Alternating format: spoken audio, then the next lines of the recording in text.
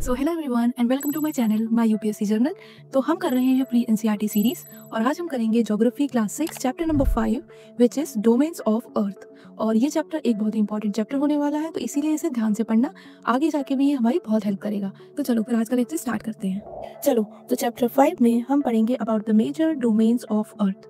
तो इसमें हम पढ़ेंगे 4 डोमेन्स के बारे में, lithosphere, hydrosphere, biosphere and atmosphere. तो सबसे पहले लिथोस्फीयर। लिथो वर्ड का मतलब होता है स्टोन। तो जितना भी अर्थ का सॉलिड क्रस्ट है जिस पर हम रहते हैं वो है लिथोस्फीयर, ठीक है। एटमॉस्फेयर में वर्ड एटमॉस का मतलब होता है वेपर।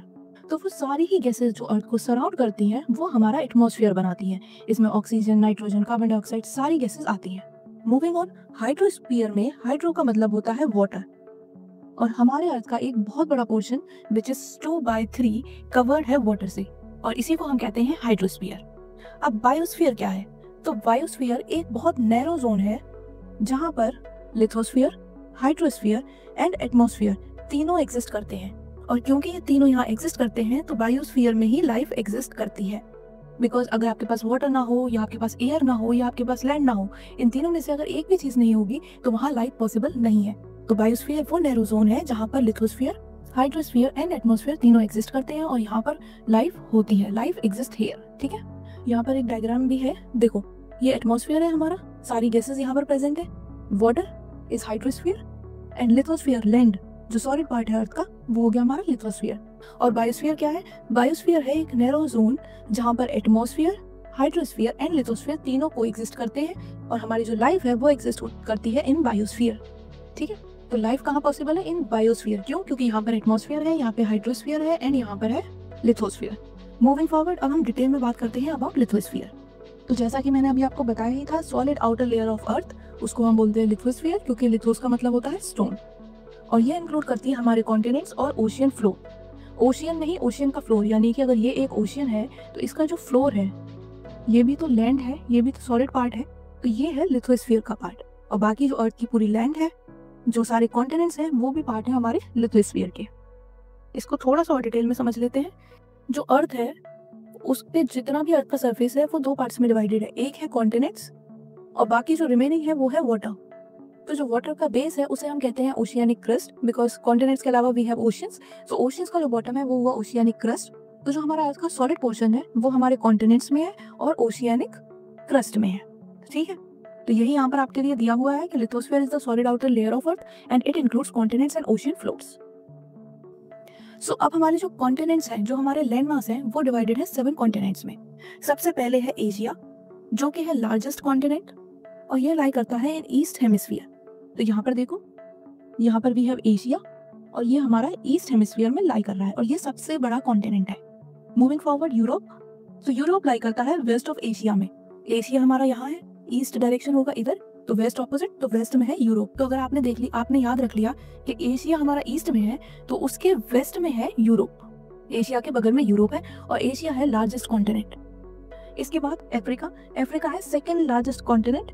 यहाँ पर है सहारा डेजर्ट और यहाँ पर है नाइल रिवर। तो ये है अफ्रीका और ये है second largest continent. First was Asia, उसके बाद भी है अफ्रीका।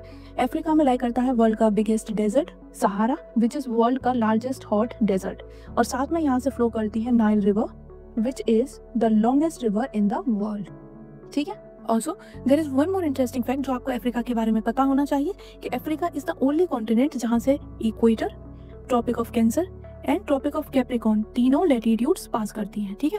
लैटिट्यूड्स हम ऑलरेडी पढ़ चुके हैं, तो जिसने वो लेक्चर मिस कर दिया है प्लीज जाके देख लेना, उसका लिंक मैं डिस्क्रिप्शन में आपको प्रोवाइड कर दूंगी। तो अफ्रीका सेकंड लार्जेस्ट कॉन्टिनेंट है और यहाँ से equator, tropic of cancer and tropic of Capricorn तीनों लैटिट्यूड्स पास करती हैं, ठीक है। अब हम देखते हैं next we have is North America. ये है थर्ड लार्जेस्ट कॉन्टिनेंट और ये हमारा लाई करता है यहाँ पर। इसके बाद है साउथ अमेरिका जो लाई करता है सदर्न हेमिस्फीयर में। यहाँ पर we have Andes mountain and Amazon river. ये रहा हमारा South America. Next we have is Australia. ये स्मॉलेस्ट कॉन्टिनेंट है और इसे हम आइलैंड कॉन्टिनेंट भी बोलते हैं। क्यों? आओ देखते हैं। तो ये है ऑस्ट्रेलिया। सबसे पहले तो ये स्मॉलेस्ट कॉन्टिनेंट है, ये याद रखना है। और ये चारों तरफ से वाटर से, ओशियन से सराउंडेड है, इसीलिए हम इसे कहते हैं आइलैंड कॉन्टिनेंट। क्यों? इसके चारों तरफ से ये ओशियन से, वाटर से सराउंडेड है। तो ये है हमारा एंटार्क्टिका और ये लाई करता है साउथ पोल पर। ये है कोल्डेस्ट कॉन्टिनेंट और यहाँ पर आपको सिर्फ और सिर्फ मिलेगी आइस, तो ये है हमारा कोल्डेस्ट कॉन्टिनेंट। अब जल्दी से क्विकली अपने सारे कॉन्टिनेंट्स को एक बार रिवाइज कर लेते हैं। तो सबसे पहले एशिया लार्जेस्ट कॉन्टिनेंट है, ठीक है। उसके बाद अफ्रीका सेकेंड लार्जेस्ट कॉन्टिनेंट है। स्मॉलेस्ट कॉन्टिनेंट ऑस्ट्रेलिया है। अंटार्कटिका पूरा आइस से कवर्ड है, सबसे ठंडा कॉन्टिनेंट है। और यूरोप लाई करता है एशिया के वेस्ट में। तो अगर आप ऐसे सब कुछ कनेक्ट करके याद रखोगे तो आप बहुत ही आसानी से सारा कुछ याद रख लोगे। ये है हमारा एशिया, इसके वेस्ट में भी है यूरोप। ऑस्ट्रेलिया हमारा आइलैंड कॉन्टिनेंट है, ये हर तरफ से वाटर से सराउंडेड है। एंटार्क्टिका लाई करता है सदर्न हेमिस्फीयर में और साउथ पोल पर, और ये है सबसे कोल्डेस्ट, यहाँ पर सिर्फ और सिर्फ आइस है। और इसके बाद यहाँ पर भी है North America, this is South America. और यहाँ है हमारा अफ्रीका, जहाँ पर है Sahara desert which is the hottest largest desert in the world. ठीक है, तो हमने लिथोस्फीयर कवर कर लिया है, हमने सारे कॉन्टिनेंट्स के बारे में पढ़ लिया। अब हम देखेंगे हाइड्रोस्फीयर, जिसमें हम बात करेंगे about water which is very important. So 2/3 of the earth surface is covered with water, 2/3 हो गया 70%। और क्योंकि 7 इतना ज़्यादा वाटर है अर्थ पर, इसीलिए हम इसे ब्लू प्लैनेट भी बोलते हैं। ये हम ऑलरेडी डिस्कस कर चुके हैं। जब हम स्पेस से अर्थ को देखते हैं तो वो ब्लू नजर आती है, बिकॉज यहाँ पर बहुत सारा पानी है, इसीलिए हम अर्थ को ब्लू प्लैनेट भी कहते हैं, ठीक है। हाइड्रोस्फीयर में सब आ जाता है जहाँ भी वाटर है, ओशियन, रिवर्स, लेक्स, ग्लेशियर्स, सब कुछ, ठीक है। अब हमारे जो ये वाटर है ये डिवाइडेड है इन 5 ओशियंस। ये सारे ही ओशियंस इंटरकनेक्टेड है। इसमें सबसे पहले पढ़ते हैं अबाउट पैसिफिक ओशियन। ये है हमारा लार्जेस्ट ओशियन, और डीपेस्ट जो पॉइंट है अर्थ का, मरियाना ट्रेंच, वो भी इसी ओशियन में लाई करता है। और इसकी शेप है ऑलमोस्ट सर्कुलर। तो देखो ये है हमारा पैसिफिक ओशियन, ये है लार्जेस्ट ओशियन, और ये है almost circular in shape, because यहाँ से ये एंड यहाँ से ये, so it will be circular. Next है हमारा अटलांटिक ओशियन। ये सेकेंड लार्जेस्ट ओशियन है, एस शेप्ड है और बिजिएस्ट ओशियन है। ये है अटलांटिक ओशियन, आप देख सकते हो ये एस शेप्ड है, ठीक है। और ये सबसे ज़्यादा बिजिएस्ट ओशियन है और सेकेंड लार्जेस्ट है। थर्ड पे भी है इंडियन ओशियन, जो कि हमारा इंडिया के यहाँ पर है साउथ में। और ये इकलौता ऐसा ओशियन है जिसका नेम किसी कंट्री के नाम पर रखा गया है, which is our own country India, ठीक है। It is named after India, और ये इसकी शेप है ऑलमोस्ट ट्रायंगुलर, ठीक। Moving forward we have southern ocean, जो सराउंड करता है एंटार्क्टिका को यहाँ पर। And then we have Arctic ocean, जो सराउंड करता है नॉर्थ पोल को। और ये है हमारा स्मॉलेस्ट ओशियन। तो हमने चारों ओशियन देख लिए। ये इनका साइज है डिक्रीजिंग ऑर्डर में, सबसे पहले पैसिफिक, फिर अटलांटिक, फिर इंडियन, फिर सदर्न एंड फिर आर्कटिक। पैसिफिक सबसे बड़ा है और सर्कुलर शेप्ड है। अटलांटिक उससे छोटा है, एस शेप्ड है। इंडियन इंडिया के नाम पर है, ट्रायंगुलर शेप्ड है। सदर्न साउथ पोल में अंटार्कटिका को सराउंड करता है, ठीक है।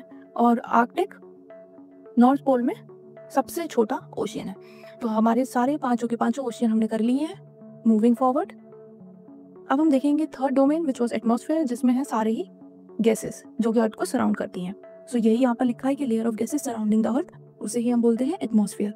ये प्रोवाइड करती है हमें with the air we breathe and also protect करती है from harmful effects of sun, क्योंकि यहाँ पर भी है ओजोन लेयर। ओजोन लेयर हमें प्रोटेक्ट करती है from ultraviolet rays coming from sun. और एयर वी ब्रीथ, ऑक्सीजन भी यहीं प्रेजेंट है, और without oxygen we can not survive. Atmosphere divided है 5 लेयर्स में। जो सबसे पहली लेयर है वो है ट्रोपोस्फियर, ये क्लोजेस्ट है हमारी अर्थ के, और यहाँ पर वेदर फिनोमेना होते हैं लाइक क्लाउड्स वगैरह, सब इसी लेयर में एग्जिस्ट करते हैं। उसके बाद सेकंड लेयर है स्ट्रेटोस्फियर, और यहाँ पर है ओजोन लेयर, जो कि हमें बचाती है from UV rays of sun. Ozone layer जो कि हमें बचाती है from UV rays of sun, वो है एटमॉस्फेयर की सेकंड लेयर स्ट्रेटोस्फियर। ये आ सकता है एमसीक्यू में, बाकी एग्जाम्स में, तो याद रखना। थर्ड में भी है मीसोस्फियर, और ये है हमारी कोल्डेस्ट लेयर, यहाँ पर टेम्परेचर सबसे कम है। उसके बाद है थर्मोस्फियर, और यहाँ पर सैटेलाइट्स ऑर्बिट करती हैं अर्थ को।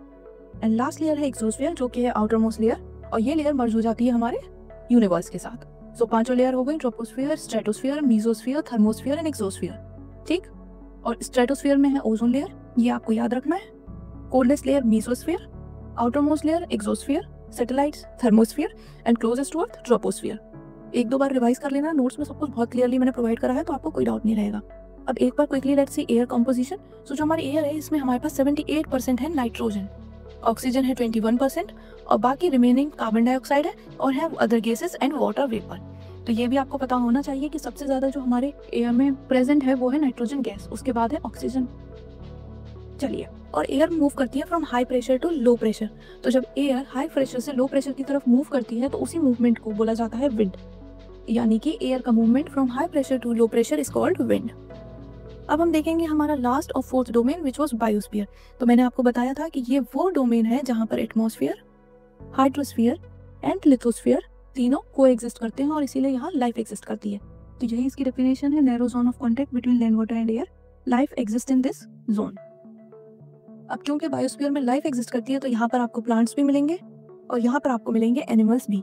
तो इसीलिए बायोस्फीयर के जो ऑर्गेनिजम्स हैं इन्हें हम 2 कैटेगरीज में डिवाइड कर सकते हैं, प्लांट किंगडम जिसमें सारे ही प्लांट्स हैं एंड एनिमल किंगडम जिसमें आते हैं सारे ही एनिमल्स। अब यहाँ पर हमें एक और टर्म प्रोवाइडेड है विच इज ग्लोबल वार्मिंग। तो इसके बारे में डिटेल में हम आगे वाले चैप्टर्स में पढ़ने वाले हैं, बट एक बेसिक डेफिनेशन मैं आपको बता देती हूँ जिससे कि आपको थोड़ा आइडिया लग जाए। तो ग्लोबल वार्मिंग होता है increase in amount of carbon dioxide, जिसकी वजह से ग्लोबल टेम्परेचर बढ़ जाता है और इसी को हम बोलते हैं ग्लोबल वार्मिंग। यानी कि जब हमारे एटमॉस्फेयर में कार्बन डाइऑक्साइड बढ़ जाती है तो हमारा जो एटमॉस्फेयर है वो हीट ज़्यादा ट्रैप करता है, और जब हीट ज़्यादा ट्रैप होगा तो फिर टेम्परेचर बढ़ेगा, और इस टेम्परेचर राइज को ही हम बोलते हैं ग्लोबल वार्मिंग, बिकॉज ये टेम्परेचर ग्लोबली बढ़ रहा है, पूरी अर्थ का बढ़ रहा है, तो इसीलिए इसको बोला जाता है global warming. And global warming के बहुत सारे कॉन्सिक्वेंसेस हैं जो कि हम आगे चैप्टर्स में भी पढ़ने वाले हैं, तो इसे हम वहीं डिस्कस करेंगे। So with this our chapter comes to an end. तो आज हमने पढ़ा सबसे पहले लिथोस्फीयर के बारे में, जिसमें हमने पढ़ा अबाउट 7 कॉन्टिनेंट्स। सबसे बड़ा था Asia and the smallest was Australia. उसके बाद हमने पढ़ा अबाउट हाइड्रोस्फीयर, जिसमें हमने 5 ओशियंस के बारे में पढ़ा। Largest ocean was Pacific ocean and the smallest ocean was Arctic ocean, and Indian ocean is the only ocean जिसका नाम किसी कंट्री के नाम पर है। उसके बाद हमने डिस्कस किया अबाउट एटमॉस्फेयर, जहाँ पर सारी ही गैसेस प्रेजेंट है, और एटमॉस्फेयर की हमने देखी पूरी 5 लेयर्स, जिसमें है troposphere, stratosphere, mesosphere, thermosphere and exosphere. और उसके बाद लास्ट में हमने पढ़ा बायोस्फीयर, जहाँ पर लाइफ एग्जिस्ट करती है। ये एक नैरो जोन है जहाँ पर लिथोस्फियर, एटमॉस्फेयर एंड हाइड्रोस्फियर तीनों मिलते हैं। और एक हमने शॉर्ट में देख ली ग्लोबल वार्मिंग की डेफिनेशन। ग्लोबल वार्मिंग होती है जब कार्बन डाइऑक्साइड एटमॉस्फेयर में बढ़ जाती है, जिसकी वजह से हीट ज़्यादा ट्रैप होती है, अर्थ का टेम्परेचर बढ़ने लगता है, और ये टेम्परेचर ग्लोबली बढ़ता है, और इसी को हम बोलते हैं ग्लोबल वार्मिंग। सो ये होगा हमारा चैप्टर नंबर 5 खत्म।